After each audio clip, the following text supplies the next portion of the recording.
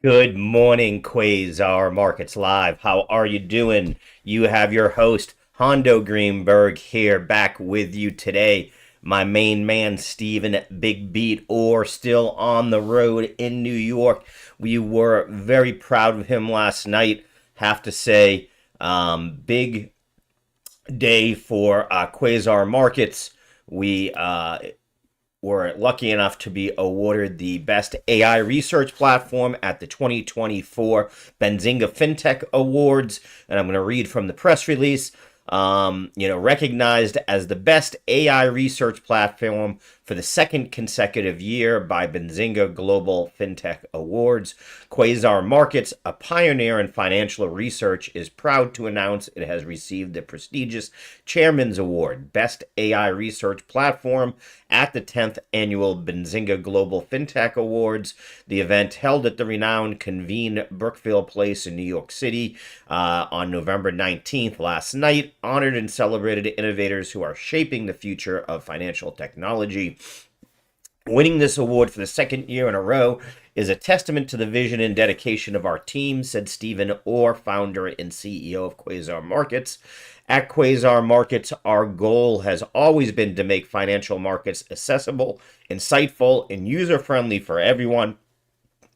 This recognition inspires us to continue innovating and redefining the standards of excellence in fintech. So definitely very proud of our team and, more proud of my man, Steve. Couldn't be more on fire with what's going on. We've been winning award after award lately, and the platform's amazing. If you haven't been to quasarmarkets.com to check it out, please do. It is a great platform. We'll be showing you more and more parts of it here on the show over the coming days. Another thing, what a great schedule we have for you today. You have me till 10 o'clock. I hope that excites everybody. And if it doesn't, at 10 o'clock, I have my main FX currency guy, longtime JP Morgan, digital trader, Stephen Flanagan will be in at 10 o'clock to discuss everything going on in the Forex markets, talk a little bit about treasuries with him and money market accounts.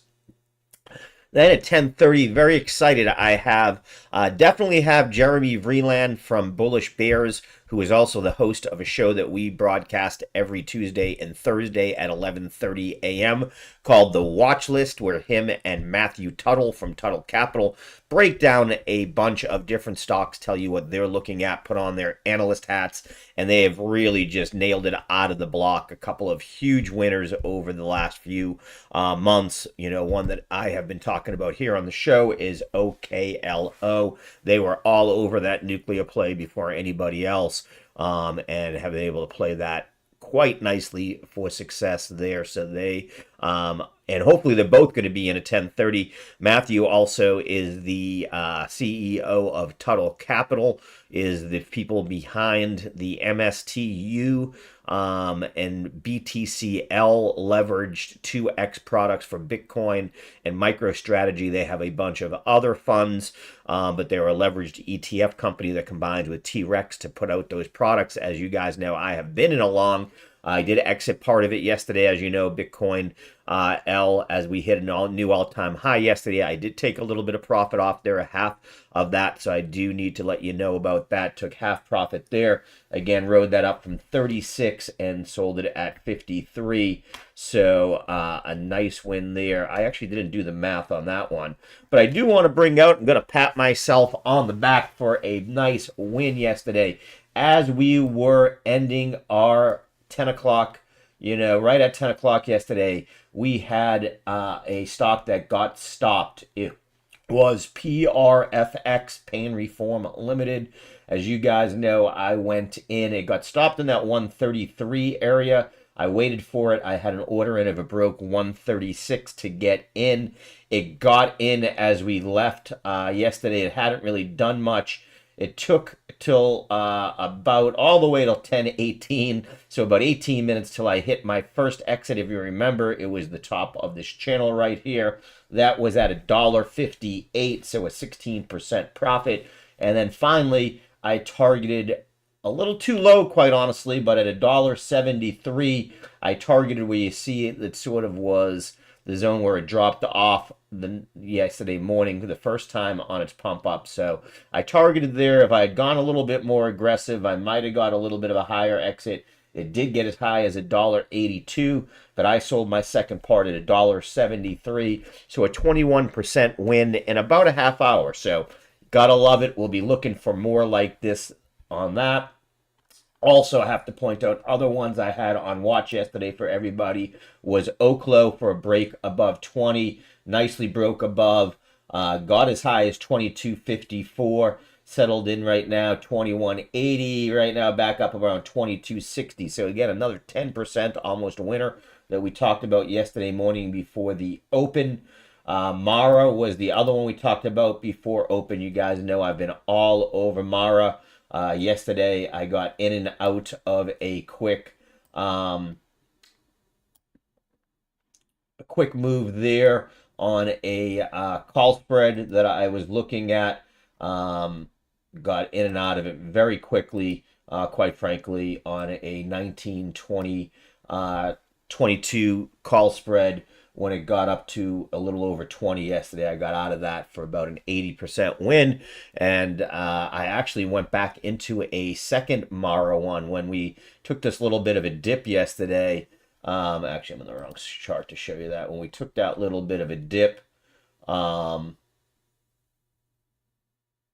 yesterday right here, I got back in towards the end of the day, and I am currently in a 23 call spread, I think. I don't want to give you the wrong thing here. Hold it 1 second.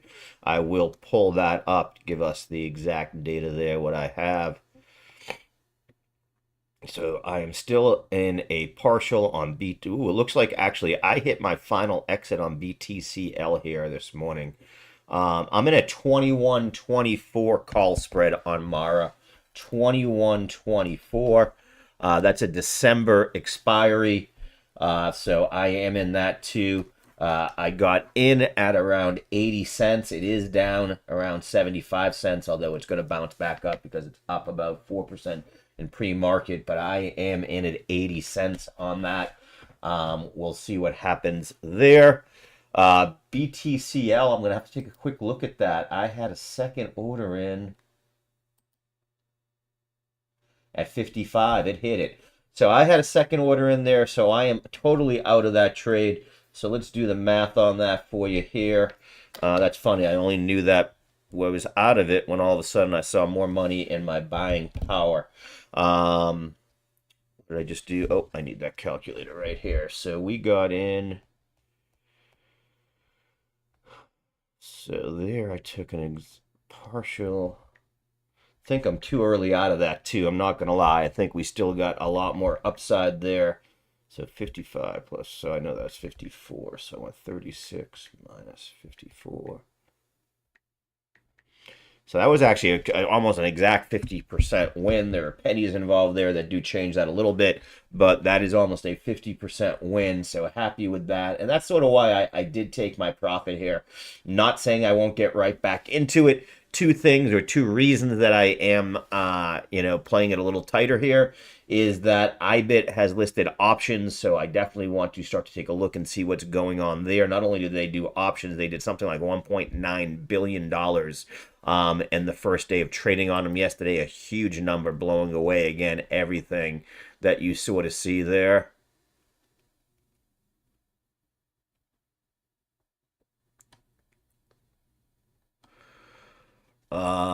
So definitely excited to see that.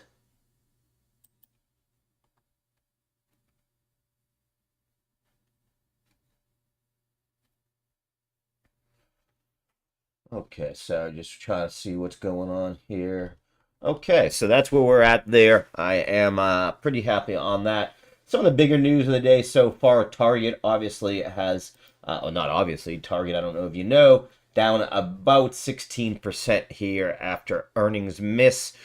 Their shares have fallen, like I said, almost 20%. It is bouncing back a little bit here, as you can see. They posted disappointing quarterly results, and then they also lowered their profit and sales goals for the year. Their profits also shrank, and sales were flat in the last quarter.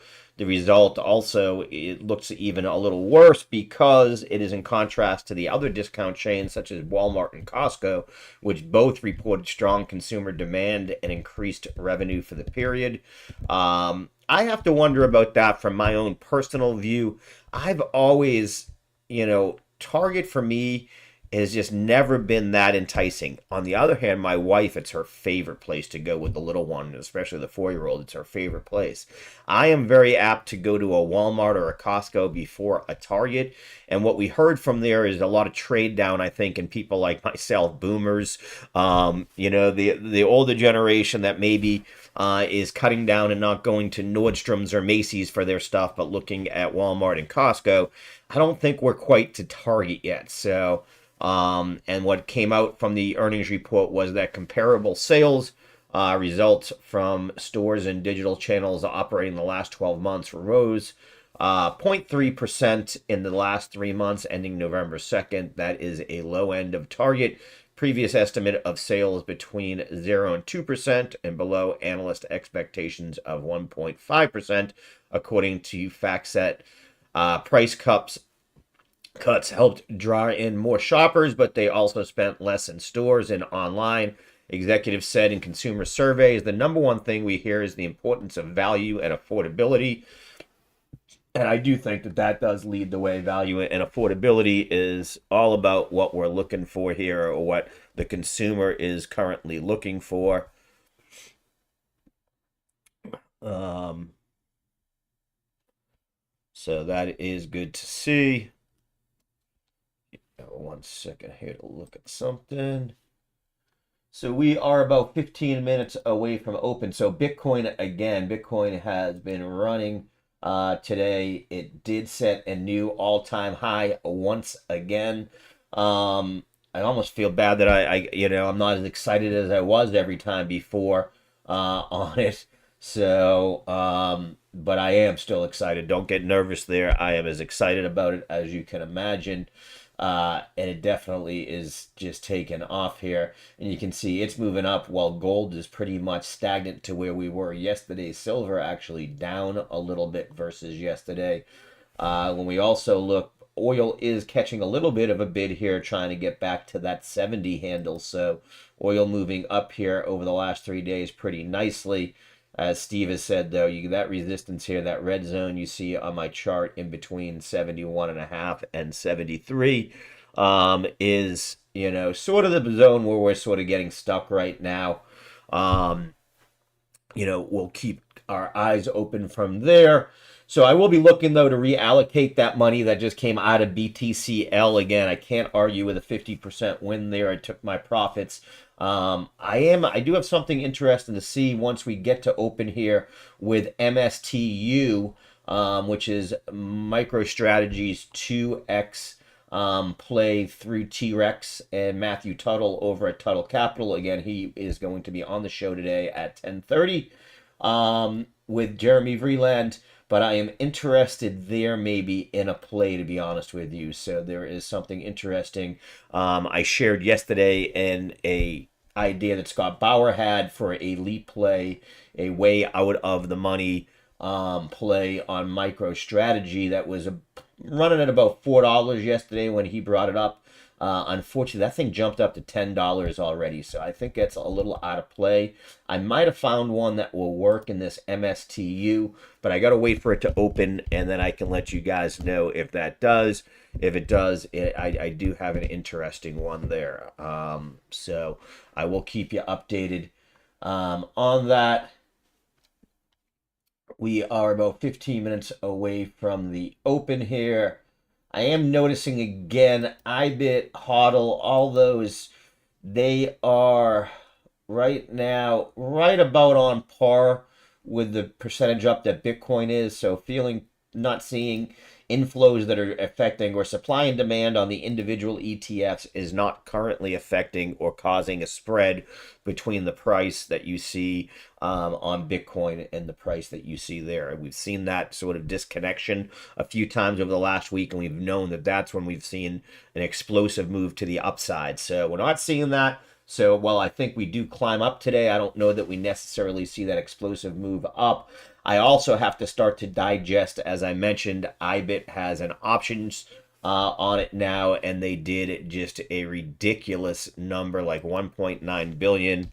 I'm actually going to pull up here that exact number, so I'm not giving you a false thing here. So let's see. Yeah, $1.9 billion on the first day. Now, where did that just go?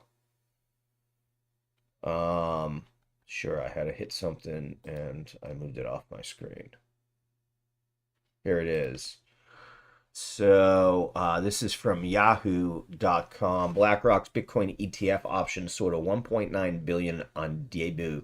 Debut, fueling Bitcoin surge to a new all-time high. So again, they launched yesterday, unprecedented 1.9 billion in notional exposure on the first day of trading. The record-breaking volume spread across 354,000 contracts marked a significant milestone in the cryptocurrency and ETF markets, according to Bloomberg ETF analyst. The figures are unheard of for one day, especially when compared with 363 million in notional exposure seen by ProShares Bitcoin Strategy ETF when it debuted 4 years ago. So when the Bitcoin Strategy ETF that came out from ProShares came out, they did 363 million in volume, and that was considered to be a huge thing. This one even bigger. Another part of this that's interesting is the bulk of the trades were call options. About 289,000 of them were calls versus 65,000 puts. And I saw that the estimate is that the price will raise another let's see if they put it on this. I think it was another that was predicting basically a move of about 20% to the upside. So something to keep in mind there, that that's what this is doing. Some of my questions I got to do some more research on is, are these options being is this retail or is this institutional that's doing it? Says, I think it does matter one way or the other, but still just an amazing amount of volume there across that. So that's what I'm keeping an eye on. What else is going on today? Most of the talk, NVIDIA. Right now, fairly flat, up about not quite 0.2%, trading at 147.25 versus last night's close at 147.01. Earnings today, again, another one. There's about a 14% expected move based on implied volatility from what I was looking at. Let me pull up some of the numbers that I had there on NVIDIA because there were some interesting things. Excuse me. Um, do, do, do, do.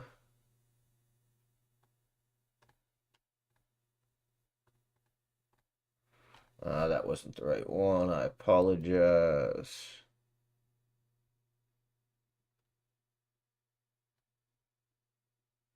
Do I not have it?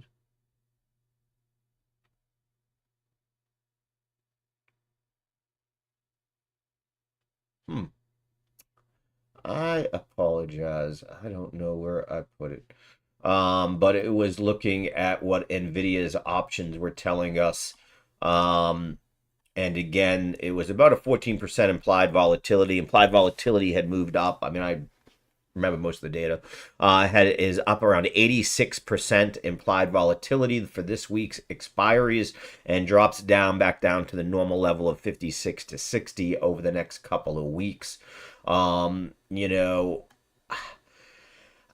got to be honest with you. This one, to me, they also showed. Man, how do I not know where that is? Give me 1 second here. I'm gonna find that article because it.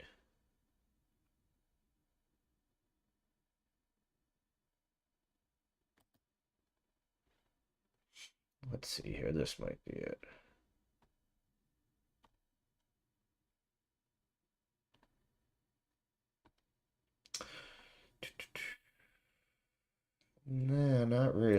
Okay.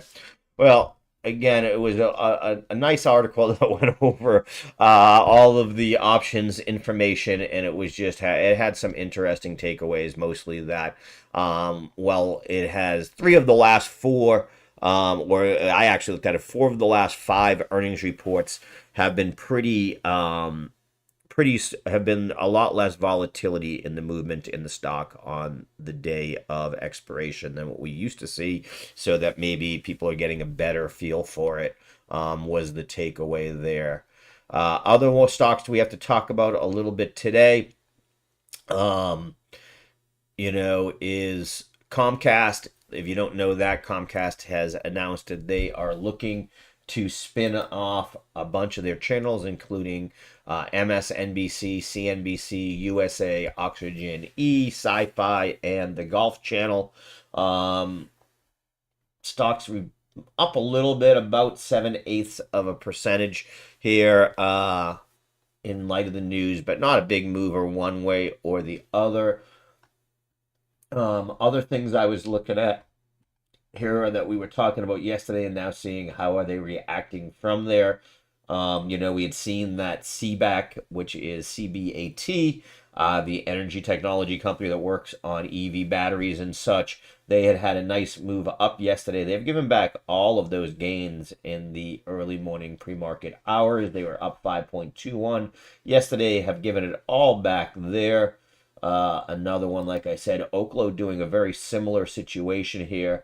Again, up 5.47% yesterday. Part of the move with Oklo over the last couple of days, and this move up from that 1743, you can see, and it had gotten as high as 2274, is because the new energy cabinet position that is being filled by the new administration, the person in there that has been nominated, and I apologize, I don't remember his name, Berger or something. He is Bergman. He is he's on the board of Oklo. So while it has been thought that maybe the Trump, you know, presidency would be bad for nuclear because it's drill baby drill.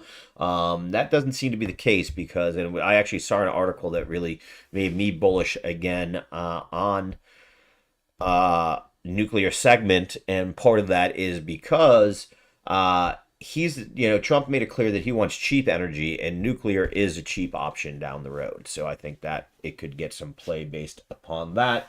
We are about 8 minutes away from open here. The other ones we were looking at yesterday, backed BKKT, had a tumultuous day yesterday and seeing some volatility again today. This is the company that is a crypto-based company. They do white label crypto exchanges. They also are sort of a pick and shovel company in the crypto space. They are partnered with Plaid, so if any of you have onboarded money from your bank account using Plaid to a Coinbase or Binance or some of these other companies, you used Backed without knowing it. They are the connection that partnered with Plaid to do that. They are being purchased or in talks of being acquired by DJT, the Trump Media's Corporation. So interesting. I didn't see that one. I did not have that on my bingo cards for the year. Did not see that coming, especially since Backed is owned or in part a subsidiary of ICE, the parent company of the New York Stock Exchange. So this is a little of an interesting play here. I don't know what the end game is. I do think Backed is well suited the same way that I've talked about Coinbase, and I talked about Backed before. We got this DJT news last week when we were just getting the Trump crypto plays in place, and I mentioned that this would be one that is definitely in play, like Paxos, like some of the others, Galaxy Digital, that I think have a good connection to TradFi, have a good connection to the new administration, and could see some continued growth moving forward. So one to keep an eye on there. What else do we have? We do have to keep in mind we have Snowflake up on deck today for earnings. No, what I was blown away there was, I just want to pull this up to make sure again that I'm not making this up. It's not on here, but I saw a thing that said that their price to earnings ratio, I don't know why they don't have it here. was like 164, which just blew me away, as in, what they're predicting their profit to be in the next year. Their stock's trading at, 164 times that. So it's kind of sad that it's not on there to know that answer is correct. But yeah, that just sort of blew me away. Also on deck for the bigger companies today, Palo Alto, another one name that a lot of people don't know, but again, a big computer name, big package software name, that has been on a run, hit its all-time high recently here on the upswing of tech last week, has pulled back right to support. You can see it's playing out pretty nicely here. I actually like this for a move back up if we do get some continued momentum. So we'll keep an eye on that. Lowe's, which we know had lost yesterday after earnings, they are rebounding a little bit today. Walmart, who had good earnings, unlike Target, like we said, they quite frankly gave back a bunch of the profit that they had made. They had moved up as high as 88.29, back down to the 86.84. So what we're seeing again is that, and I want to stress to everybody, we are seeing a lot of volatility after these earnings reports, after every little bit of economic data. So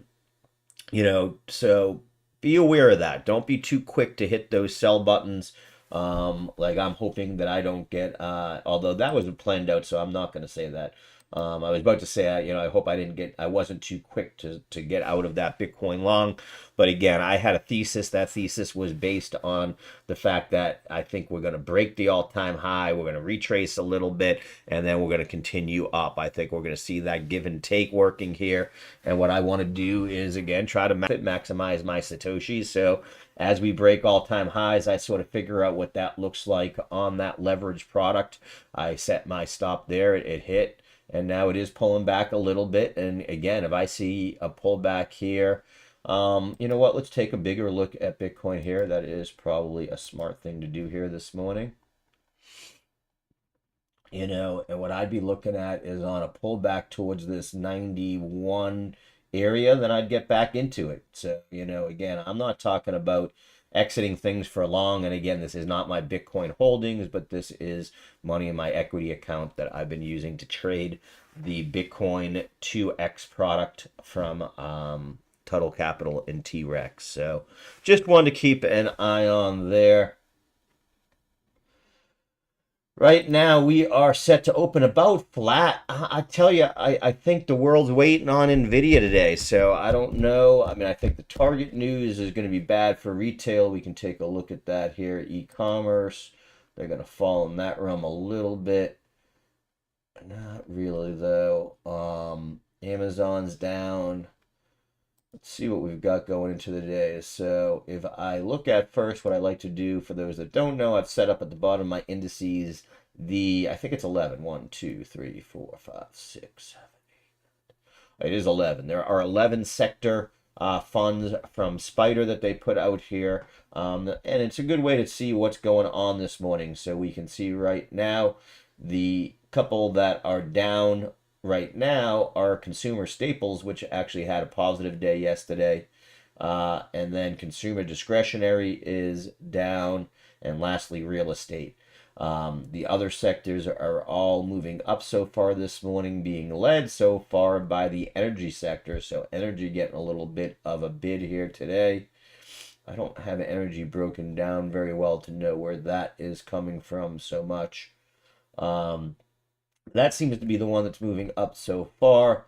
I'm not sure if I mentioned treasuries, but they are continuing to move up here. If we look at the 10-year now, up almost 0.73%, which is a pretty big move overnight here.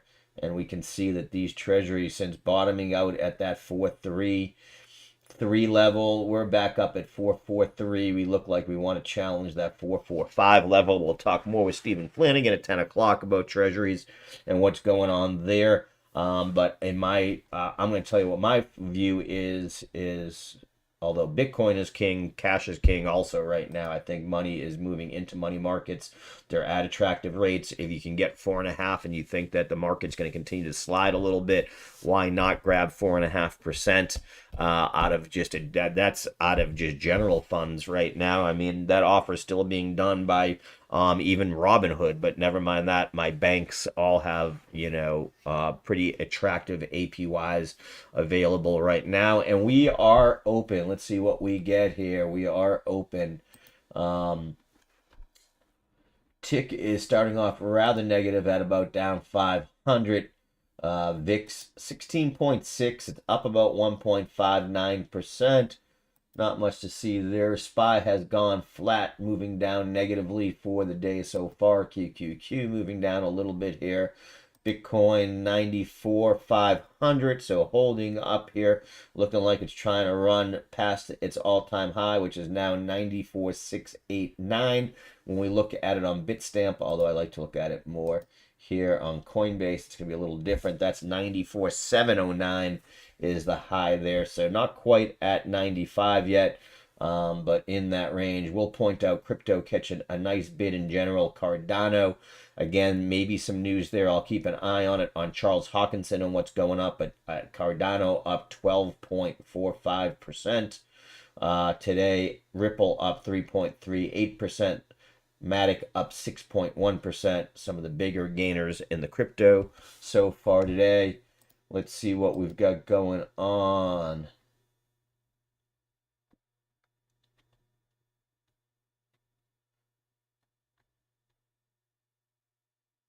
ASST getting hit again today, down another 4%. That got hit the other day also. Boeing holding at about 147. So Boeing hasn't been able to break that 150 there. Hasn't been able to do it, but also hasn't retraced down to that 140, 160 area that I was interested in it at. So it's rising up, but not getting to 150 yet. That 150 area, 152 is where you got the 50-day MA that I'm worried about above it. So I'm waiting for a break above that 50-day before I get in, or a pullback towards this 140 level where I think it gets interesting again also.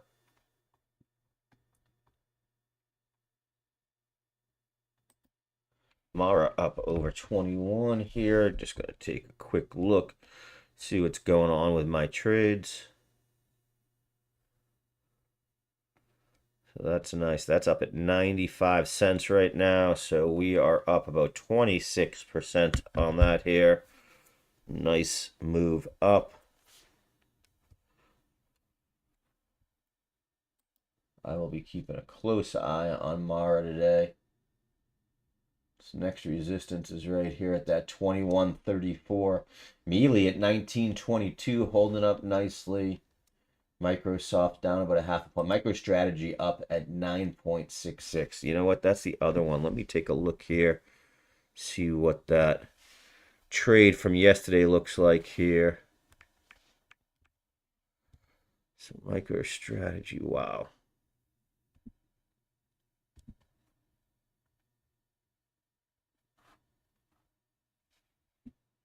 That was buy the 500, sell the 760.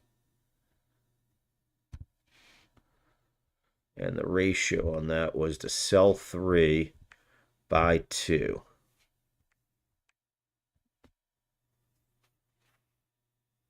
Huh, today that's only at $2. I might try to get one of those in review.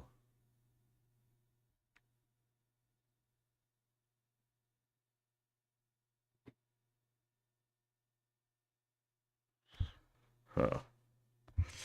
I'm gonna let this play out a little bit, but that is definitely looking more interesting here today.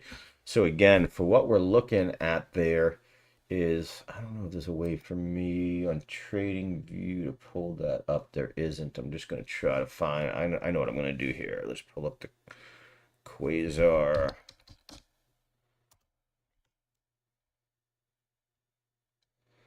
Pull up our option chain here.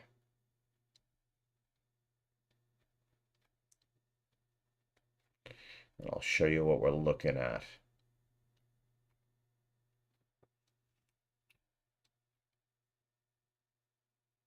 Yeah, this is going to take too long to do it this way. Hold on, let's see.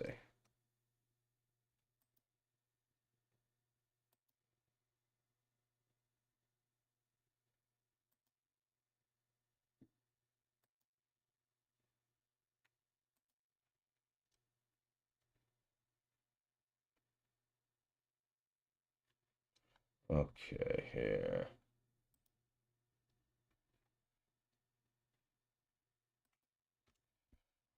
MSTR I'm looking at.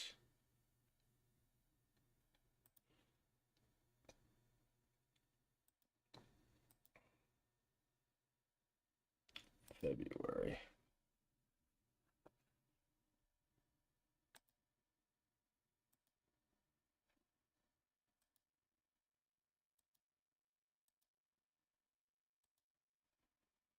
Okay.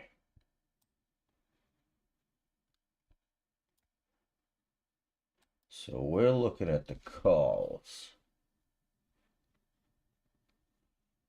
And we're looking at the 500. Some pretty good volume there. And then we're looking at the 760.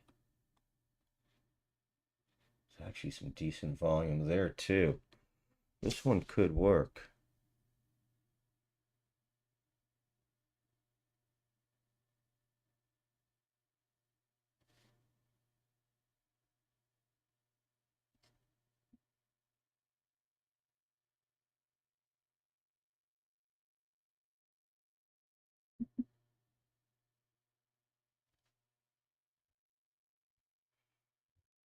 Mara continuing to run up here. I'm gonna have to come back to this. I got to get a little bit more insight from some of the other options experts at Quasar here before I jump in on that one. It's a little bit deep end for me right there. So, but look at that MicroStrategy 478. That is just crazy. Up another 11%. I was actually looking at the MSTU as a way to play it, which gets even a little crazier. DXY moving up about a half a point here.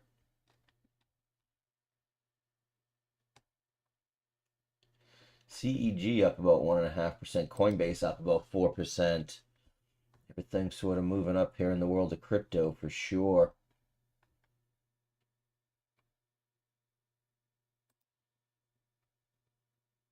Bitcoin not being able to, like I said, it's not blowing through those all-time highs yet. Mara, like we said, backed up 15% now. Wow. Target now down 20% here. PRFX, we already talked about that. That did hit for me yesterday. Nice win. Ended up being a 21% win for those that were with me at the end of the day yesterday. We got in on PRFX after a halt at $1.36 once it broke VWAP, and we took partial at 158 and then final at 173. So nice win there. Williams Sonoma up 23.87 here, gapping up after a nice earnings beat here. They beat earnings by 10% on their EPS, was expecting it at $1.76, came in at $1.96, and top line beat by about 1% there also. So Williams and Sonoma getting a nice move to the upside here.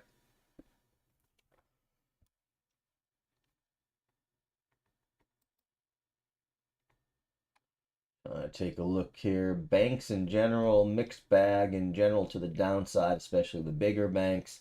Seeing a little bit of positivity out of Goldman Sachs and Morgan Stanley today, but on the downside for most of the other bigger banks. Chip sector all down. So Nvidia now down 1.24%. Man, have some diamond hands to play Nvidia today through earnings. I don't have the stomach for that one.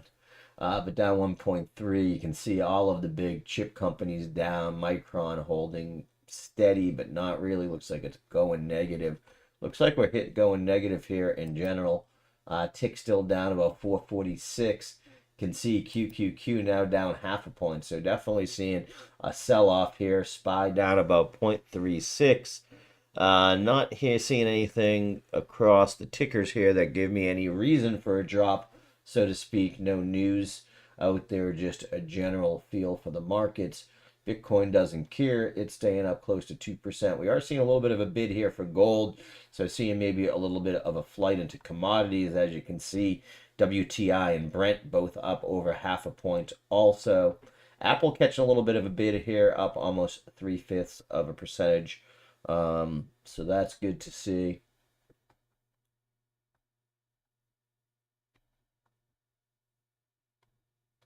DJT back above 30 here at 30.71. Haven't seen much more news, quite honestly, on that merger move there that they've got going on with DJT since it just sort of got announced. So haven't seen all that much there.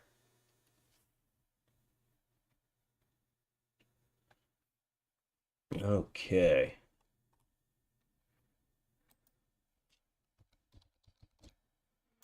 Let me take a look here. We should be getting towards that time where we get some halts. Let's see if we can find one like yesterday. We'll also take a look at the pumpers here in a second.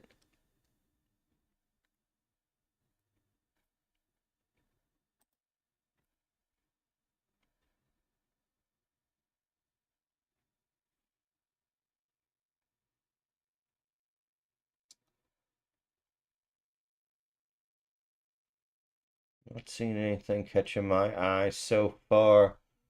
Big pumpers so far. SLXN. That's interesting right now. Here you go. Let's take a look at this. SLXN. This can break VWAP here. You would be interested. You need to see a break of VWAP here, though. 46.34.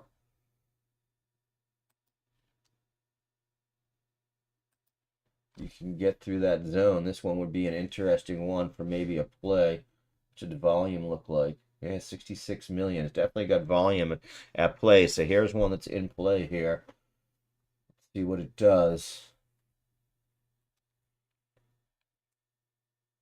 We also have QSI about to come off halt here. QSI. Keep an eye there. Ooh, this is juicy coming off a halt here. QSI. We got to zoom out though, see what we've got here versus anything else. You got upside towards $2 here at $1.77 off of halt. Got to be honest, not a huge fan of this one coming off the halt. A lot more downside here, back to 61 cents than that win that you could take towards that $2. Not sure it could break that $2 level. So not huge on that one yet. Let's get back to the SL. Let's put this though on our watch list for today. And then let's go ahead and again, that's at 177. So I'll put a line there so we know what it was at here where it stopped. Okay, let's get now back to QSI. No, that was QSI. Let's get back to SLXN. SLXN.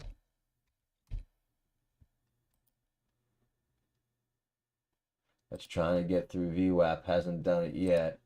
We're going to add this to the watch list also. These two both look like they could try to make a move here. Rejected twice pretty hard here, but if it goes above 467, you got run up here to 60 cents pretty easily there. So that one's definitely still in play. Seeing another stop, RMSG. Let's take a look at that. RMSG. Nova Vision acquisition. So that's actually stopped to the downside, and that doesn't have enough. I don't even know. That looks like it started trading today. We don't play around there yet. Not enough volume. That's also halted a few times already. Okay, so let's get back to the ones. SXLN. Oh, QSI is running though, 182. So made that move through that 177 off of that halt. Let's see what it does here. Trying to get 180. I do think it maxes out towards that $2 range. It's still a nice move, don't get me wrong. Just the risk reward there was a little rough. You do have room. I mean, if it breaks that $2 level, you do have room up to 250. So there is definitely play there.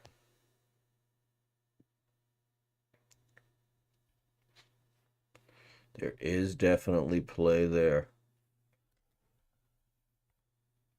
188, here it goes. It's trying 187.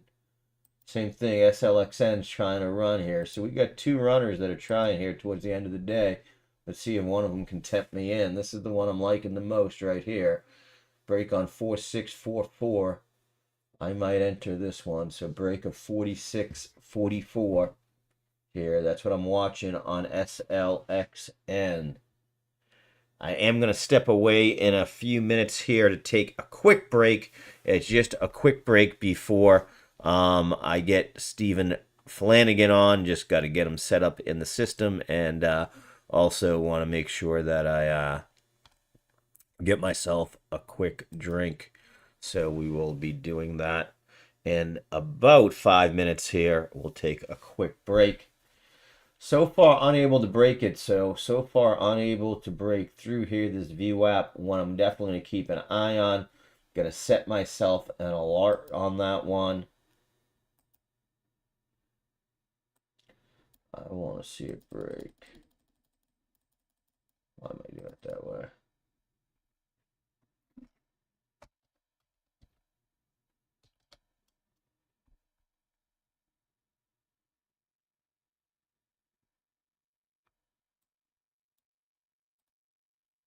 Okay. Struggling to do it so far, but I do have that set in there. QSI losing a little steam here, 183. Continuing to try here. We'll see if we get any other runners here in the next 5 minutes or so. Tick has gone positive here. Tick has gone positive. Do you see QQQ after falling down as low as 539, now moving back up a little bit, trying to get above 501.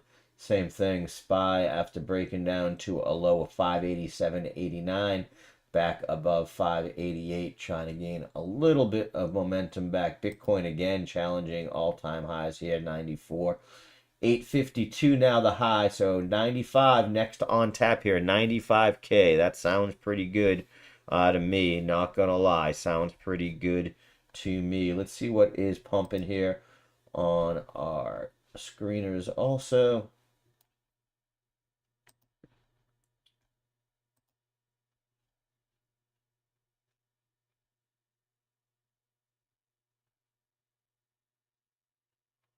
Actually, not seeing a whole lot on jumpers right now. That's interesting. You don't see that too often. Resolve seems to be the best, but yeah, no, you don't have. Let's see here. TXMP is a perennial pumper, but that doesn't look too good either. No, not really seeing anything I'm loving yet here. Again, I am a little conservative in this market, as we know. And SLXN just can't get the momentum yet to get through that spot. QSI right back at that one set, stopped at 177 if I remember, right back around that level. So like I said, I didn't see that much upside there. It made its pump, unable to continue through so far. We'll need another volume pump to get it going here. Trying to see if anything else comes across here. Huh. Kramer speculates Trump's choice for Treasury will be Kelvin Warsh. Haven't even heard him in the mix, so that's a little bit interesting. DNMR, another halt here, but this one I've never seen an M halt. DNMR. Not, it doesn't really matter because that's about as bad a look as you can get here. So that one is definitely halted on the downside, but I don't know what an M halt is. I never saw that before.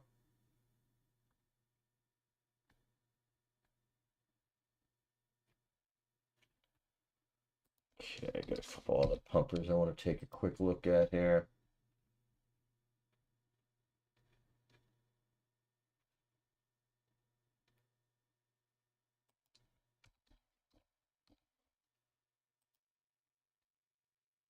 Here we go. XCure, which is another serial pumper. Really moving up here. Just broke a new, trying to break above a new all-time high. This is an interesting one. XCUR here.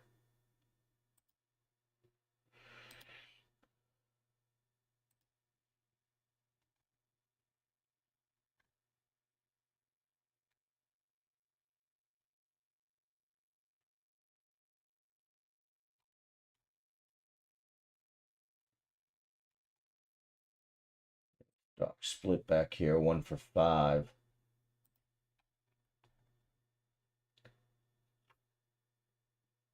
Let's try 830. That's an interesting one. Not all the way there.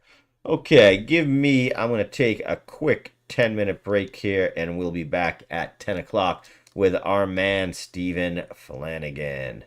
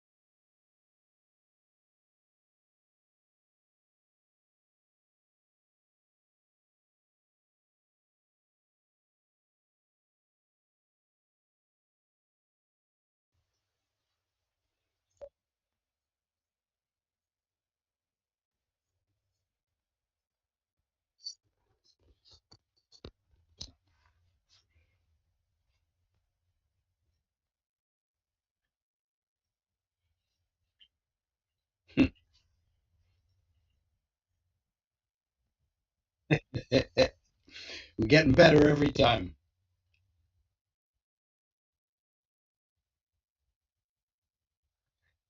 Yeah, I see you got somebody at 10:30, right?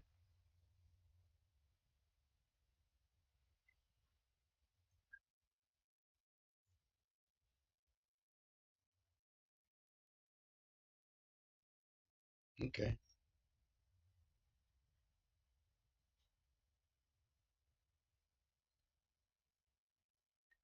Oh yeah.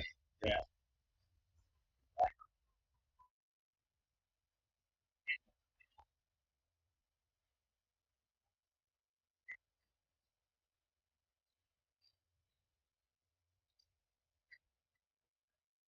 Woo! Gonna see. Yeah.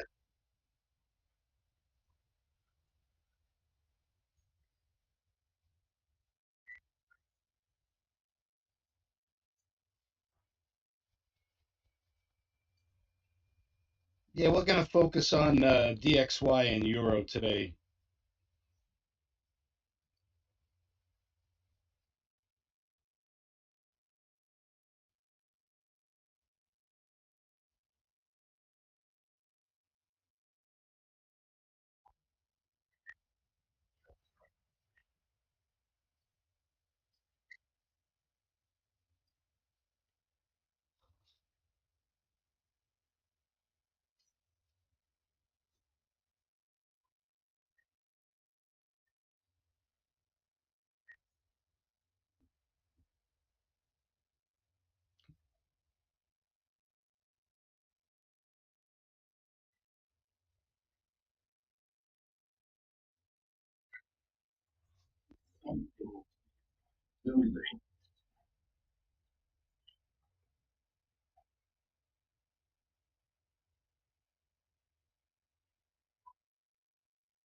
Yep.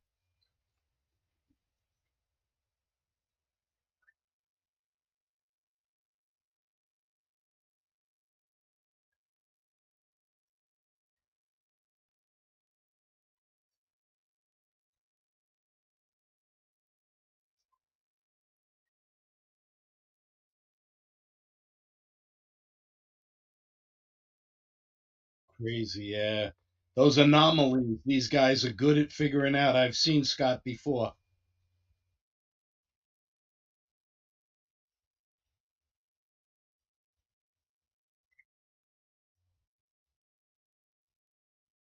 Yep. Yep. Okay, we are back, Quasar Markets Live, and we are back with our FX expert himself, Stephen Flanagan. How are we doing today? Doing good, Howard. Midweek, and a lot to talk about here today. When you hear the word nuclear in the geopolitical space, just turn and buy the dollar because that's what's underpinning a lot of the move today. We talked on Monday about a consolidation, and I do believe we're in the midst, provided we don't get any more escalation under that word nuclear.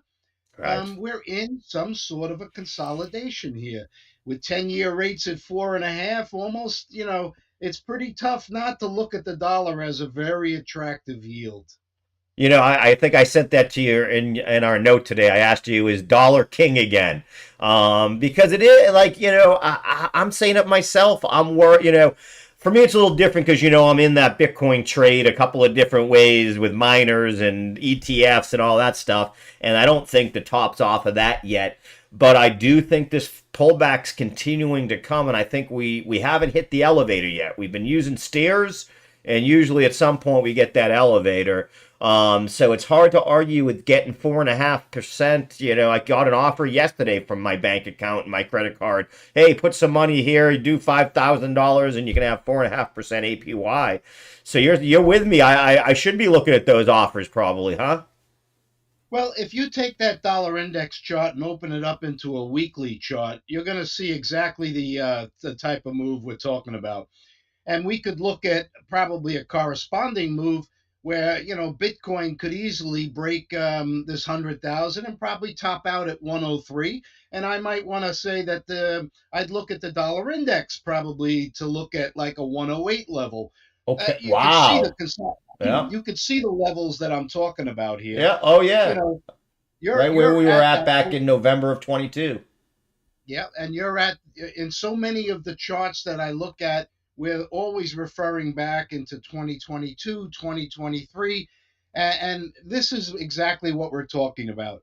Now, what possible could make the dollar index move higher? Keep in mind, we've got the euro dollar, which is 57.6% of the value of the Dixie.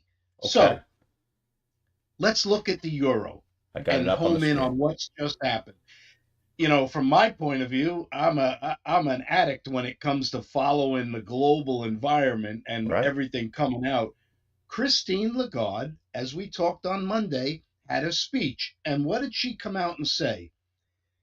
Europe is falling behind in innovation and in productivity compared to the US and China.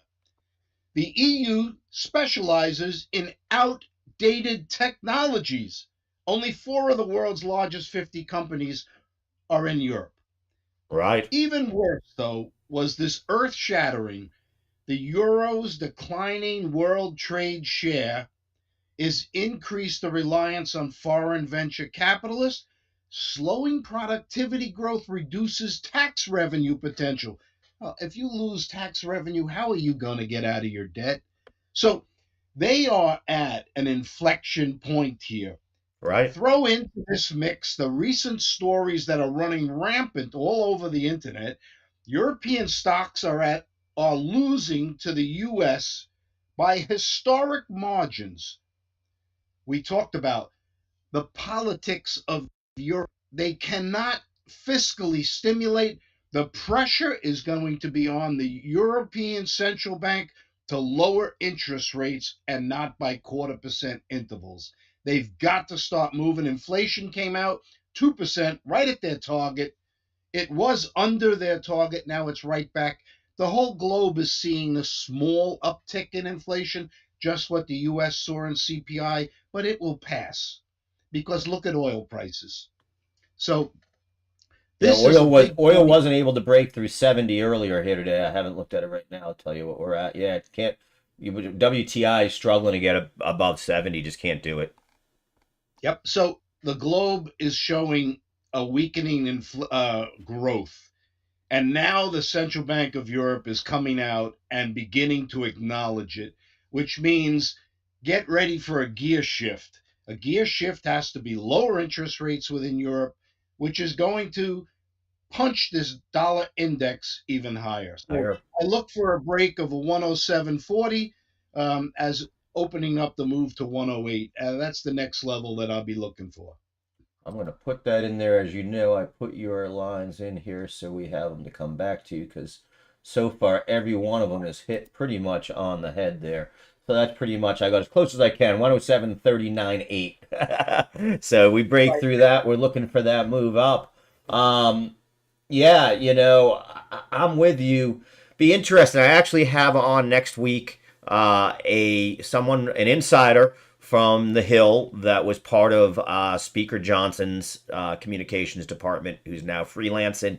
And I was talking with him, and he's going to come on and kind of break through what we're seeing as the narrative from Main Street media versus what we might actually need to be looking at. What should we be listening to from the transition team as we're coming, more so than what we're hearing maybe from Main Street media, because we know that they have a spin to put on everything, just like everybody else. But here we try to get just that data, that pure data. So I'm excited to see that because I think he's going to have, and he's an expert on foreign policy. So we'll tie a little bit into yours. It might be someone to have. I know that we have you starting up a show here at the beginning of December on FX on Wednesdays. So he might be a guy to have on there for you. But I am more looking to see.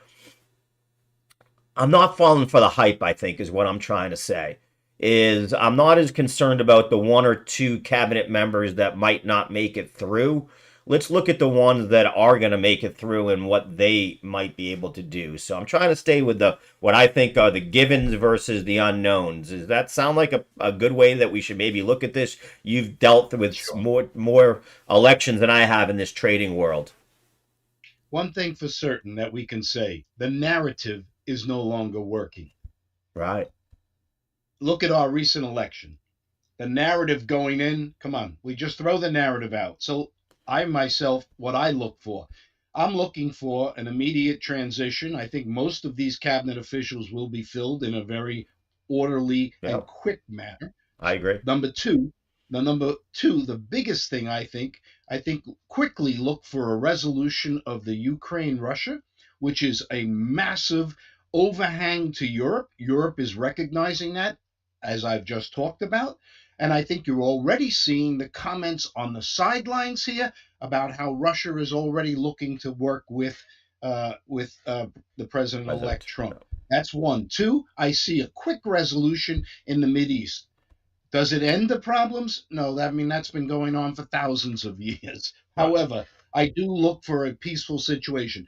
Two of the biggest weights of geopolitical negatives that are in this market on our overhang could be quickly removed.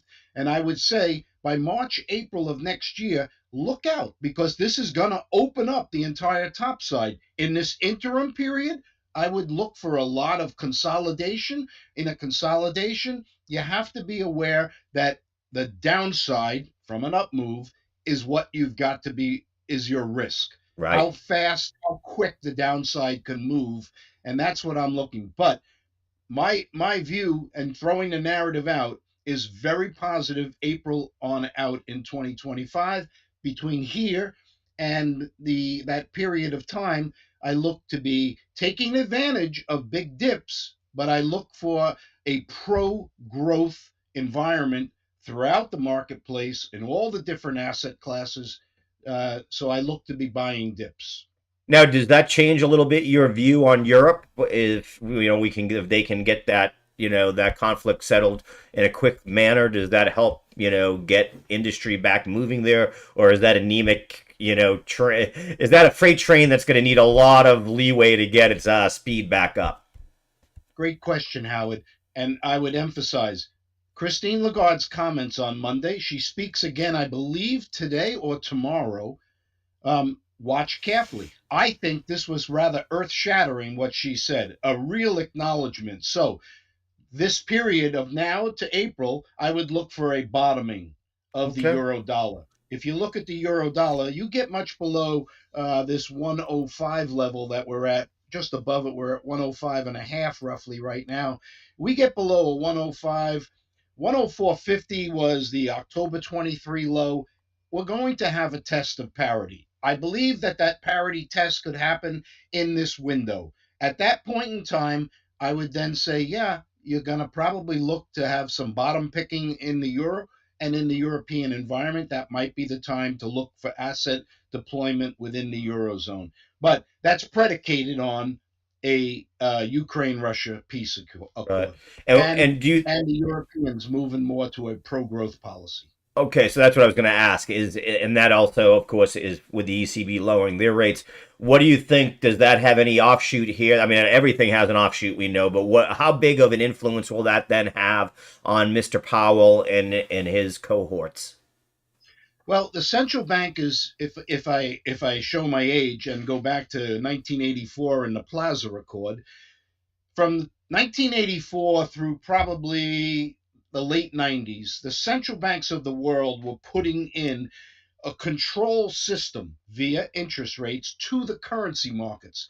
When currencies get out of whack, they can totally destabilize a country's monetary system. Suddenly, if the value of the dollar begins to drop precipitously, you're going to have the Fed raise rates, regardless of the economic situation within the United States. So, understanding that and those parameters, the central banks of the world cannot allow the interest rates to suddenly let the genie back out of the bottle. Right. That was volatility that was been the 80s, 90s, and probably early 2000s in the currency markets.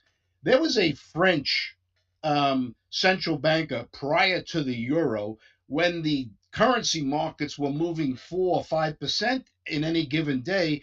The French central banker came out and said, off with the heads of speculators. Oh, That is jeez. not a fabrication. That is a true quote that was said in the marketplace.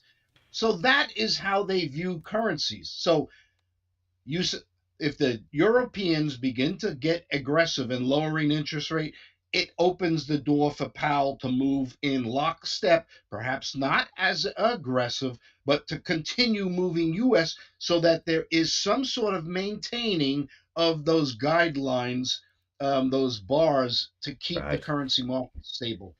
Okay, well, that's great. That's what was my question on it is what would the A be the change to your view on the euro? We still think we're going back to parity there before we get a bottoming out.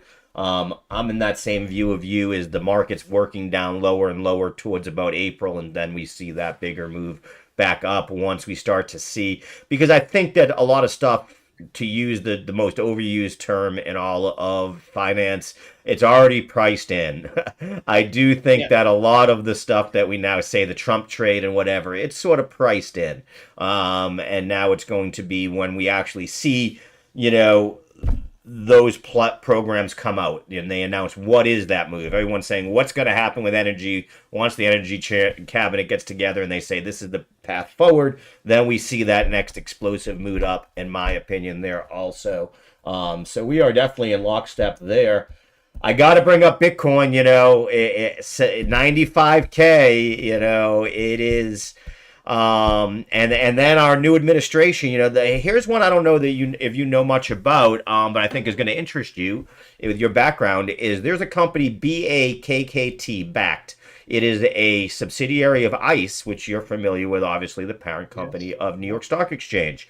It's a digital currency platform that sort of worked with Plaid on onboarding people from crypto to fiat, fiat to crypto. Does a lot of the picks and shovels, as I call it, behind the scenes in the crypto world and white labeling software as a thing. DJT, the company, is looking to acquire that. And I think it's a very interesting, very, very, again, what I'm looking for is not what they say, but what they do. And that's a very bullish, in my opinion, move that shows you that the team behind Trump Media, which tends to be part of the family and, the insiders, they're saying because that's the kind of company that's going to connect TradFi, that's going to connect BlackRock to these intersections with crypto and blockchain that they want to have that they're already using with their biddle and everything else. I don't know if you also saw BlackRock has come out and endorsed Bitcoin to be added to the Bitcoin Strategic Reserve. Okay. 43 43 plus years in the markets. You're drawing me out. The infrastructure within the crypto space is going to be adopted into the general financial market. Right. Bitcoin in itself is appearing that will be something, maybe Ethereum, maybe some of the mainline ones will somehow be adopted as alternative investments and stores of value. Only going to get a store of value, though, when you begin to get the market size with more liquidity. As we've Absolutely. talked, $7.5 trillion in one day in FX. We're Did you not see the even, 1.9 billion in options on IBIT yesterday? First day of yeah, options. That's a yep. pretty good So notional day. excellent. And it's all a building block Right. to getting it more in the mainstream. As far as all of these crypto assets that are out there, I don't think many of them are going to survive I because, fully agree with you. I'm behind you. As I tell everybody, I don't think I've said it to you before. There's Bitcoin and everything else. right, And right, that's a way that number one that I would say you said a couple of great things that I think are you and I are on the exact same page of. So number one, it's Bitcoin and everything else. Ethereum does have its use case, needs more regulation. The problem with Ethereum between you and I is that Ethereum is the Apple Store. But the problem is right now the things that are sold on the Apple Store aren't regulated or aren't approved for regulation. So therefore, it holds down the Apple Store still. We're almost still a gray market. Will become a fully white market or whatever it becomes when it's not a black market. When there's more clarity that comes out. And then secondly, like you said, is exactly they are going to adopt blockchain technology and the procedures and the techniques that crypto or blockchain technology allows things to be settled immediately with transparency and all of that. And that's why I'm excited. That's exactly what I'm saying. That's the picks and shovels that I'm looking for. And B backed would be one of those picks and shovels that are going to do that. Well, Coinbase is another one that provides that intersection between the two.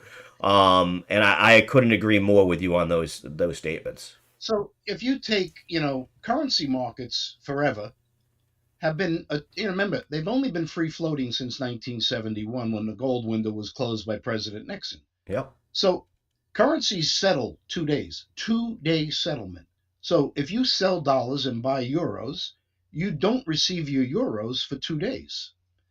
That just moved to a 1 day settlement several months ago. Right.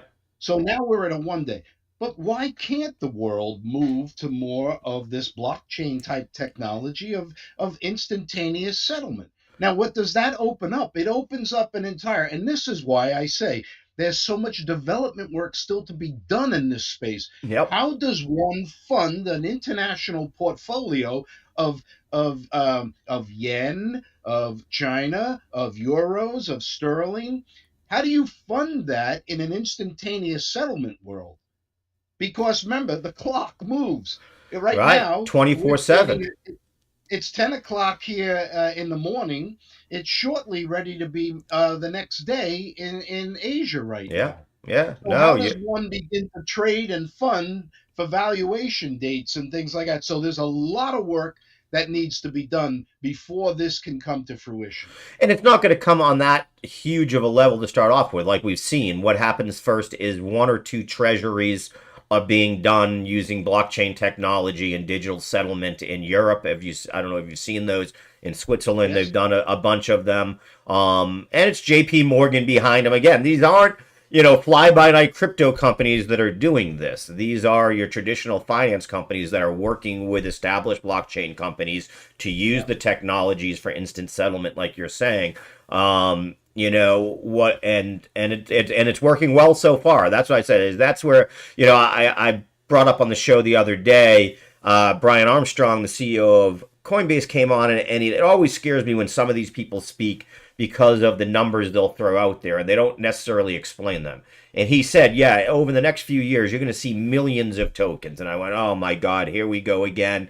But then he Yep. actually explained, he said, because corporate debt bonds are going to be issued on blockchain, they're going to be tokenized.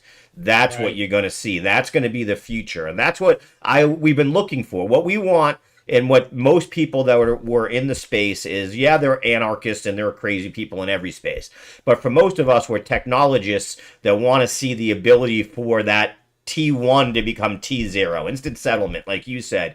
All you've got to do is look at the increase in the way that the stock market trades to see how cash accounts have changed the market. It's allowed retail traders to open up. I'm one of them. I don't keep $25,000 in my Robinhood. I'm a cash trader. I make my trades, they settle, and the next day I can do it again. But it keeps me out of being under the PD, under the daily trading rules. So as that becomes more and more, I think you'll see it. And then what we also that you understand that our viewers probably don't is the type of liquidity that's required for these treasury markets. It's why it's a Right. great testing place because Right. when J.P. Morgan is doing a test with HSBC on treasuries, they're not buying $100 worth. They're transacting in tens of millions of dollars to check the Right. technology out. So I do think that that's all very positive stuff for us to see in And the and I future. would I would add to your comment. Don't forget MAS, Monetary Authority of Singapore, and the tremendous development work they're doing in that space as well, to Absolutely. be the hub in Asia. So you will have these hubs. You will have but in order to get a treasury type market into that space, stability is got Absolutely. to be in line, which means liquidity and price. And so these are the steps that one has to look for. It will happen in a much shorter period than the currency markets transition into a more stable environment to allow this type of growth. But it will happen at some point in time. Just watch the step by step process. And as you say, you see DJT looking to move into that company. So there is your step by step process Right. that's already being displayed for us. Yeah, and that's where and there are a couple of things playing out, like I said, that in different markets that I'm watching play out. That it's why I'm interested in nuclear energy because it's beaten down after the Trump. People think that it's not part of the Trump trade. Now the energy cabinet position is going to be filled by someone who's on the board of OKLO, a nuclear company that we've been trading successfully throughout time on the watch list here. Um, and I never so, hear you guys talk about. I never hear you talk about SMR. no, you know what? I'm not as familiar with that one. Oh, Um, that's the one.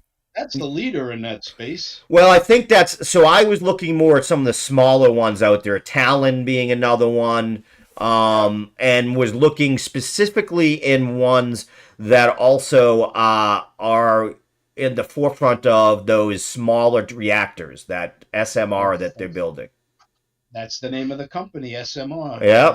So I That's the will. symbol. That's the symbol. I forget what it stands for, but they've already got the Nuclear Regulatory Agency, I believe. You have to fact check me here, but I believe they've already had a prototype Oh, approved. new scale. Okay. Yeah. Yeah. Yeah. Yes. Yeah. Yeah. Yeah. When you, I didn't realize. Well, I thought SMR was the name of the company you're talking of. I didn't realize this Yep. ticker. I didn't know the ticker for new scale. Yeah. And look at the move here on the weekly chart. Yep. Um. So, Yeah. but No. Definitely a good these one there. I'm gonna these are let. all great areas. Yeah, yeah, I appreciate all of the insight there. Like we talk about every time with you, money moves Yep. first, and Steven always has all of the insight on the monies for us. We'll see you again on Friday. Thank you for joining us. Have a great day. You too. Folks, I will be right back with Jeremy Vreeland from Bullish Bears and the watch list. Give me 1 second to get him up on the board. Thanks, Howard.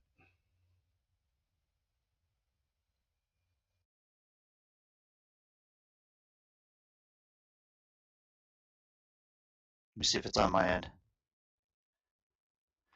Oh, no one's. Well, we're professional idiots. We're all professional idiots. Better by a minute. This has been a kick-ass day so far.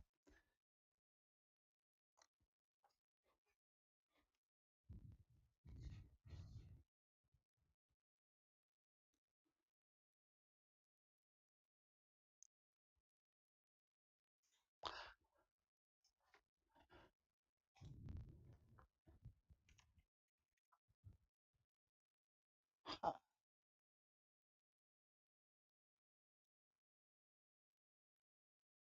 damn,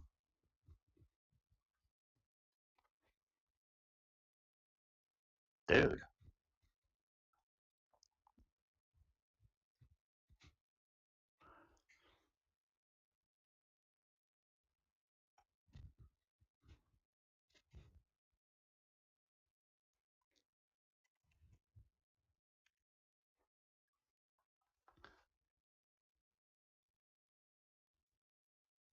Right.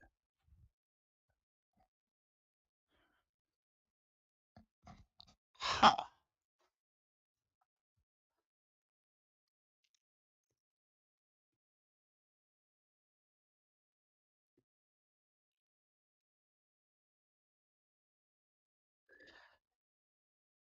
Uh,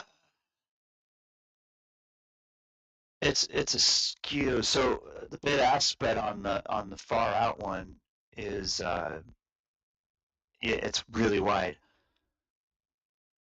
So like if right, it probably won't fill. You probably have to work the order, and I don't think it's gonna be that big of a credit. Yeah, you'd have to fudge that quite a bit. Right. I mean, if it ends up being a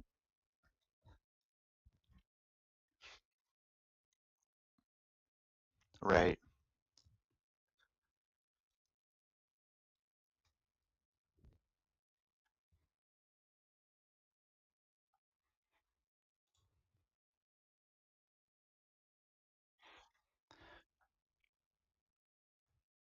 Right, yeah, that's a can't lose if I ever saw one, but we got to figure out how to get it to fill.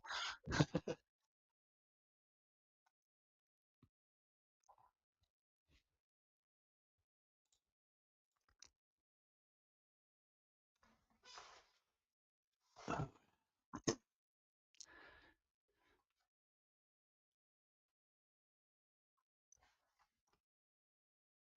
gonna put myself in view here so I can see what I'm doing. There we go. Cool. And BDX making a little bounce here. I've been trading options on NVDX. The open interest is almost there for being able to run the wheel on that thing. NVDX.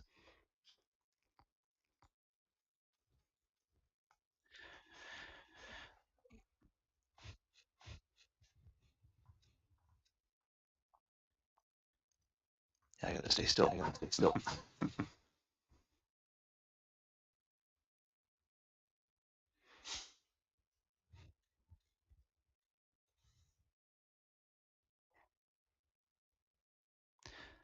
Yeah, we can go with that.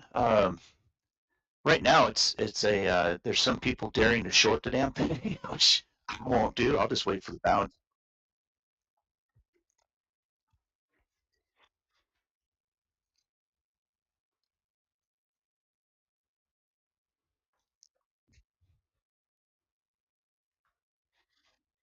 Yeah.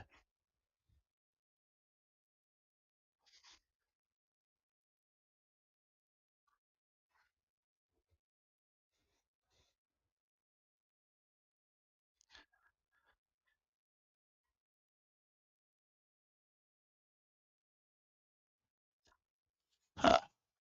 I didn't know that.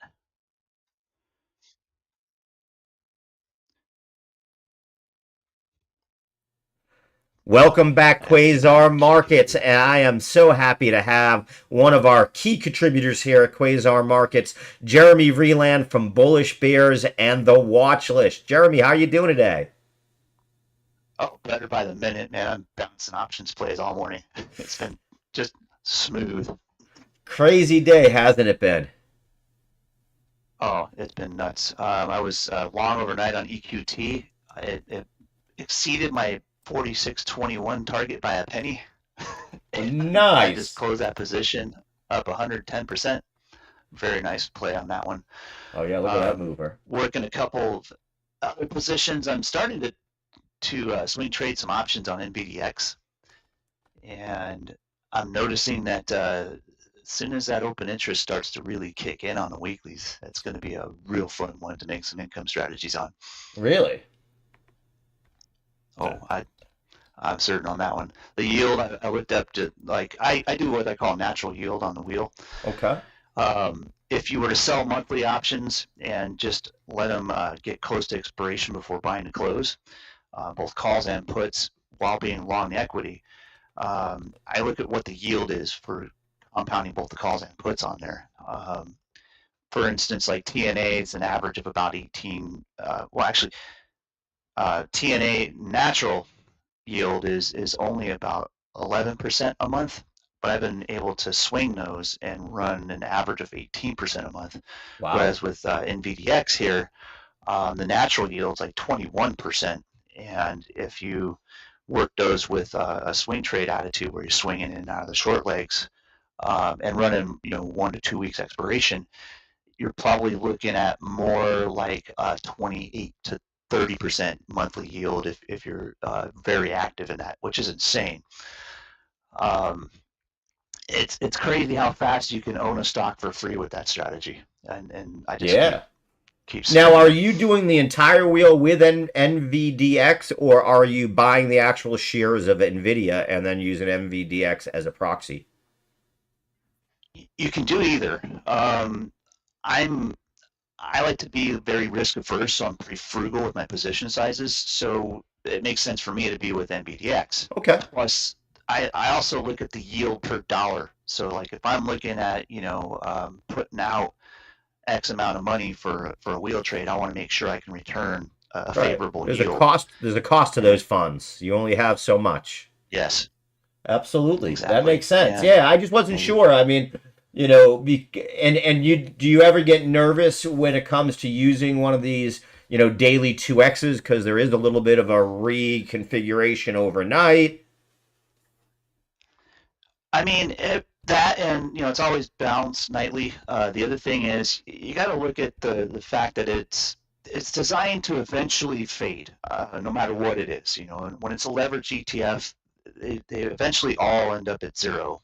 Right. I mean, you look at like UVXY and stuff like that. It's like how many reverse splits are they going to do before they kill that thing? Right. Yeah. Similar scenario. But if you're generating enough income on it, and it's going to take so long for those things to go down like that, you really don't care because I mean, this is something where inside of about 2.5 to 3 months, technically, weighing the yield, you could own it for free, Right. and beyond that, you own it for a negative cost basis. So if you keep generating income on it, You you don't don't care care. if it goes Right. to zero, you're Absolutely. still in the green. Yeah, and even well, So the other thing is once you own it clear, you could always sell it just to put that money into the Nvidia, the actual one if that's the way you look at it. And with the fact, like I said, you are more looking for to see where that premiums give you the advantage, whether in the process, right? absolutely. And Awesome. it's just it's an ongoing swing. It does take some patience. It does take some nerves. I mean, there's going to be occasions where you're going to glance at your portfolio and see a big hit. Just volatility is going to do that, especially if you're selling to open options. Right. But overall, if you're patient with it and you just keep rolling the strategy and stick to the trade plan on it, you usually do very well. Um, there were situations where I was underwater for about a couple days on TNA, and then it just bounces right back. It's sickening to look at. You go, oh my God, I'm missing this amount of money in my portfolio. It's not really missing. You're leveraging it. So Right. it And does take some nerves to sit through that. yeah, well, and I know exactly what you mean there. But if you have a thesis and you're trading a thesis, I think what you hit on there is you have a defined thesis that you're trading with. You have parameters that you're setting in place to make sure that everything's moving along the way. There's going to be hiccups because it's a longer term play. Exactly. And that's why, like you said, you look at your cost, your yield basis because you have a cost to those dollars. You could be looking at it. I was just in a trade that it's going to sound foolish or counterindicative to my general view on Bitcoin right now, but I was in BTCL, Matthews 2XL on that. Mm-hmm. But I had a thesis that, Bitcoin tends to slow down and retrace a little bit after it breaks the all time high. So I calculated that 55 would be the equivalent of re-breaking the all-time high, and I set in a sell order, and I got hit this morning. It moved a little bit above it, but I don't regret it because I now have that cash again to use to reestablish another trade, and I'm looking at the Bitcoin miners. It's just a different way of doing it. So, I do want to point out to our viewers, when you have a thesis, follow it, don't get scared, and know that that's the case. I'm sure as you teach people the wheel, and we're going to do that here with you, I know a little bit, you got to tell them there's going to be days that you're going to say, man, I wish I had sold yesterday, so to speak. But that isn't the case because it's a Right. long-term play and it's based upon hitting certain things. I mean, and the other thing is, when you're in a limit order, sometimes you got to be able to work the order. Sometimes you're not able to work the order, and it doesn't fill. For instance, last week I had a limit order to sell 44 strike puts on TNA that were a week out, and I was hoping to get $1 for them, and they never cleared above 92 cents. And I was like, I might have to work the order back to like 98 cents, but I wasn't expecting to have to work to 92, so I just didn't let it fill. And sometimes you just, no position is still a position. You got cash, Absolutely. We say that every day. No trade is a trade. And right now with, cash getting you 4.5% in, your Robinhood account, never mind in, something else, it's hard to argue. I just had Stephen Flanagan on, FX expert from JP Morgan, for years and years. And, his view is that once we get to April, look out above, so to speak. But he thinks we see Right. pullbacks. There's things that happen between now and then, and that you'll see some of these that are going to hit. Um, and be ready for those, right? You have to have cash on the sidelines because if you see a target like today, I know you were on our Slack. One of our people asked you about Target and you looked at it and gave them some ideas. But that's what you want, right? You want to have cash on the sidelines for that time to come. So not trading is sometimes the right trade. Absolutely. Those opportunities come out, and if you're going to be in the mentality of kicking yourself for, I should have did this, I should have did that, and having that dry powder, it almost counter affects that notion that you shoulda, woulda, coulda, because when you've got the powder and you spot the opportunity, it's pretty simple to just pull the trigger. I mean, dropping below a 52-week low like that on an earnings miss, it's not every day you get handed that gift, you know. Yeah. And No, then absolutely. the to boot, the implied volatility swings on the options chain from moves like that are awesome as well. I mean, you can really, really capitalize on some serious premium when you make some really good decisions on stuff like that. So that's kind of what I focus. When I see those dead cat opportunities, I will absolutely play them. Yeah, all you gotta do is look at SMCI to see that, up 40%. Yep. When they move quick. You got to be nimble. That's the other thing is, I found that I left myself out of that trade. I talked myself out of it, so to speak, when a lot of you guys were getting in there, and you missed it. I missed it. I won't chase. So again, I went the way of no trade was the trade for me. Excuse me for one second. Right.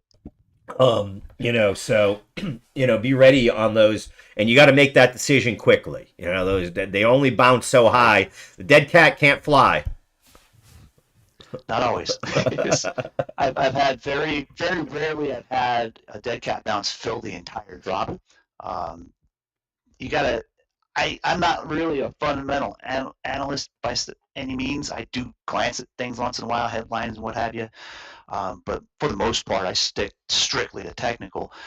But when I see something that drops and it doesn't really have a valid reason to drop like that, those are the best. And I've had some of those where they just bounce back 100%. And there's some great examples of those out there. Yeah. But it's pretty rare. If you keep your expectations a little lower, you hit the floor and you expect just a retracement for some fib level, or you get a retracement. Sometimes you get a halfback situation, typically on earnings calls, for instance. You end up able to snipe those very quickly. And if you don't have really high expectations on those, and you just learn to just absolutely take profit when it's available, Yep. it makes it easier. You pretty much rule FOMO out of the equation at that point. Yeah, And and I think what you're hitting also on that. Oh, go ahead. I was just gonna say, and the other thing is what you're hitting on right now that I think is very important is just to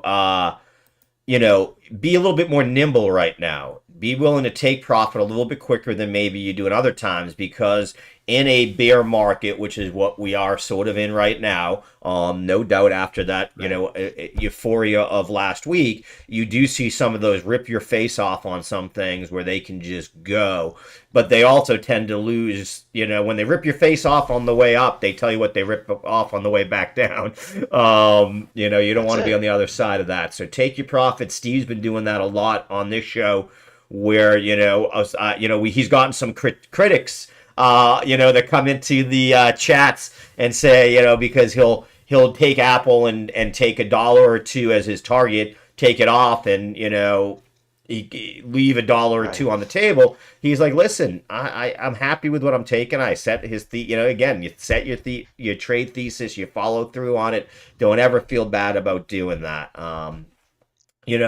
And that's a big takeaway, for me is that it takes a lot to do that, to not internalize these.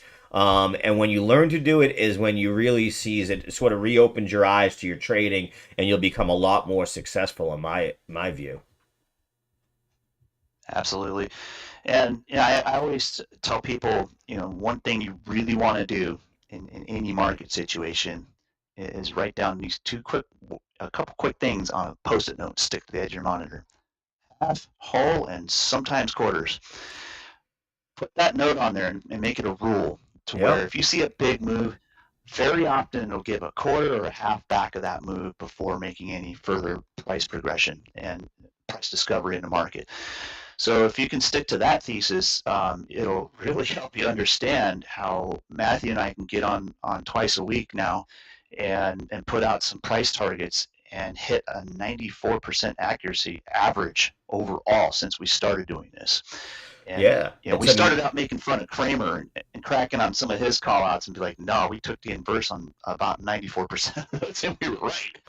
So, I mean, that kind of kept the ball rolling. Now we're like, yeah, who cares about what Kramer's saying? We're going to look at what we're trading. And now we're in a whole new realm.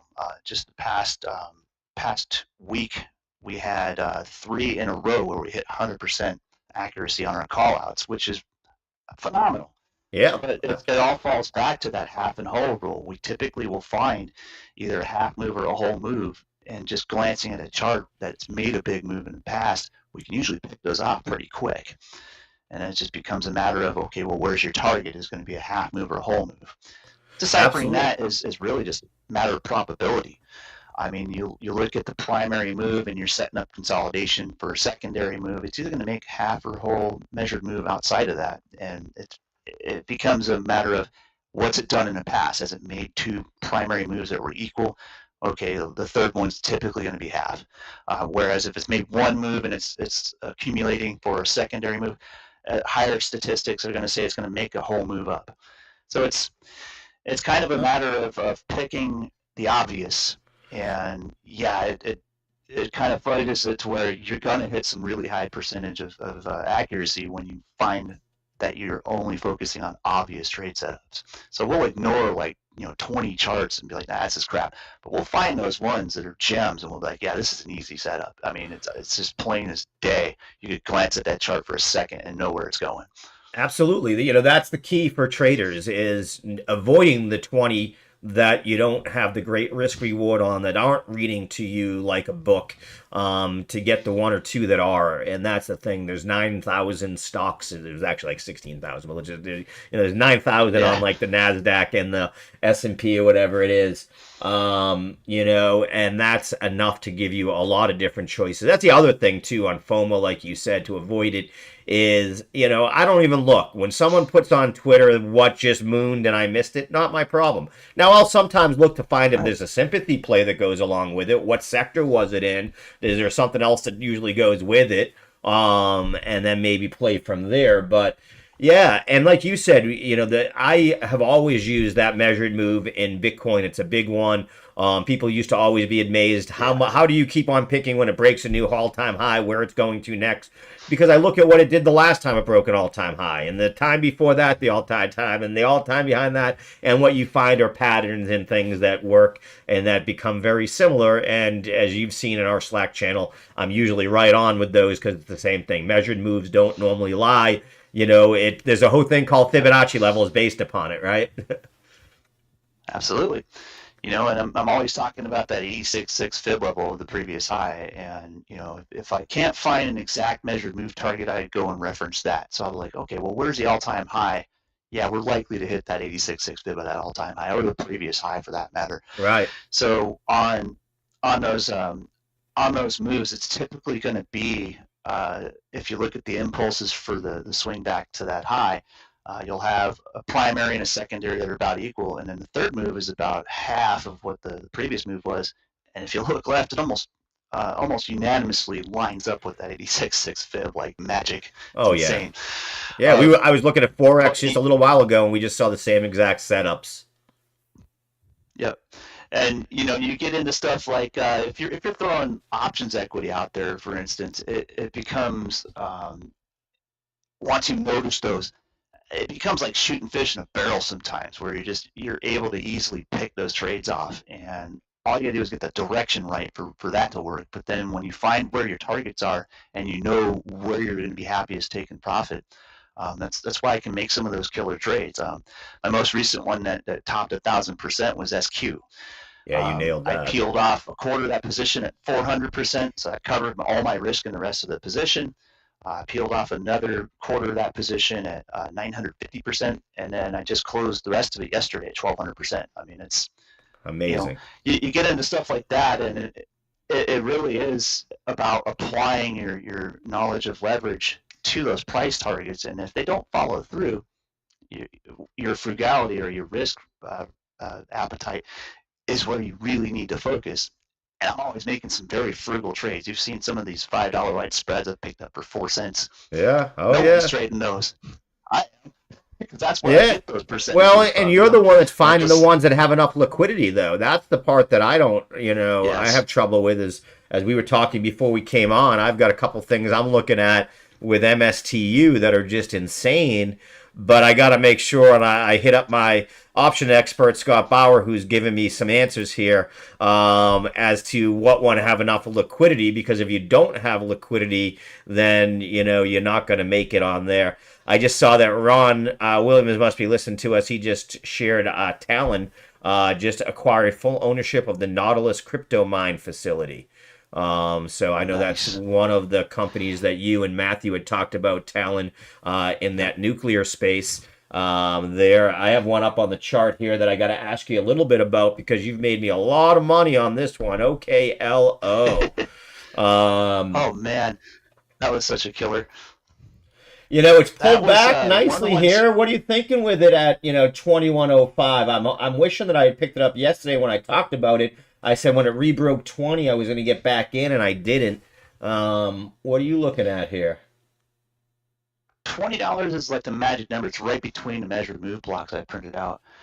Um, if it holds here and it follows through with a secondary move, we got two targets on a rebound. So we got first 25.40, and then up in the upper range, we've got as high as $30.80 on the top of that block. But it's parabolic though, so it's a bit of a risk at this point. Right. And there was a little bit of a sentiment of people shorting it, and I'm just like, I wouldn't short this with someone else's money and three other investors pushing. No way. But you go and look at something like this. I'll just be patient and wait for the bounce. And when I see that reversal, I'm definitely more of a long trader than a short trader on something like that. And as you may know, I mean, Matthew and I were, gosh, we were about 6 weeks ahead of the curve on the whole nuclear theme. Absolutely. Matthew kind of popped the idea in my mind, and we started picking out some stocks. And out of those, two of them exceeded a 200% or 200% move. One of them was OKLO. The other one was Lightbridge, LTBR. Right. And then we had two others in that theme that exceeded 100% moves. So, I mean, it was, for us, it was such an easy thing to just go look at the charts, figure out where the levels to trade them to were going to be, and just plot them out. With OKLO, for me, my original target was only like $12. And, I was looking at that just based on market structure. Right. Nothing other than market structure. And then when it broke above $12, I'm like, okay, well, where do we go now? Primary, secondaries, just block it out, figure out where your moves are, figure out where your consolidations are, and you can stack up targets like no other. So I was still able to get back into that and take the rest of that move. But I mean, I took most of my profit on the first position out at $20. So Yeah. Yeah, it looks you, like you 20 get into and those, then and 18 gives you another nice support level here. So like you said, with your upward target looking here, we're getting close. When you get down to that 20, a nice bounce off of that 20 gives you a good risk reward for an entry back into OKLO, in my opinion. I'm with you there. absolutely.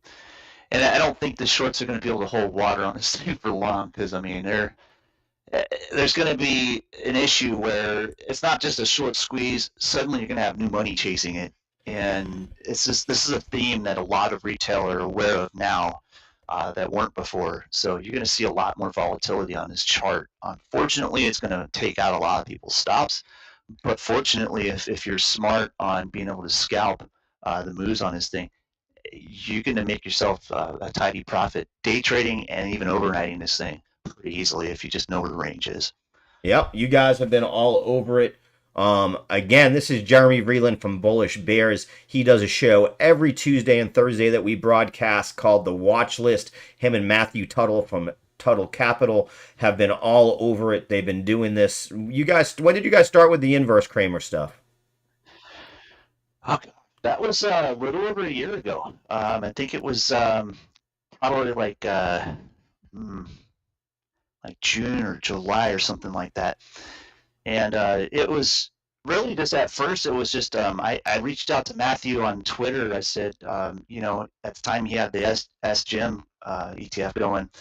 It's long since been delisted, but there was just no interest. No one cares about Creamer anymore. But long story short, I reached out to him on Twitter. I'm like, hey, how would you like to do a collaborative video where we just literally pick apart Kramer's call outs and put some technical analysis on them? And he's like, yeah, I'd love to do that. So ever since then, we've been like pals on this thing, and it's funny how I'm humbled by the fact that this guy's a fund manager and I'm just a retail trader, and we think so alike on technical analysis, and then we can make some really good trade call outs together. It's just such a symbiote situation that we just give it to everybody we can, because we really take pride in being able to help others to follow what we do. And I got to hand to the guy. He literally just crossed the 4 billion AUM mark Oh yeah. The other day. And just last week he was, over the 3 billion. I'm just like, we're doing something right together as a team. But I know he's a professional out there. I'm still just retail, but the fact that we can work together on this and kind of bridge that gap between retail and professionals and bring it to people, I just can't get over how awesome and humble that is for me to feel, as well as anybody who's watching us, being able to make these call outs with ease. Yeah, no, it's amazing to watch. I love watching the show every Tuesday and Thursday and broadcasting it here on Quasar Markets. And like you said, Matthew is an institutional investor. He is someone who runs a $4 billion, company that in AUM, some of the hottest leverage products out there in the ETF world, especially MSTU right now, is just absolutely blowing it away.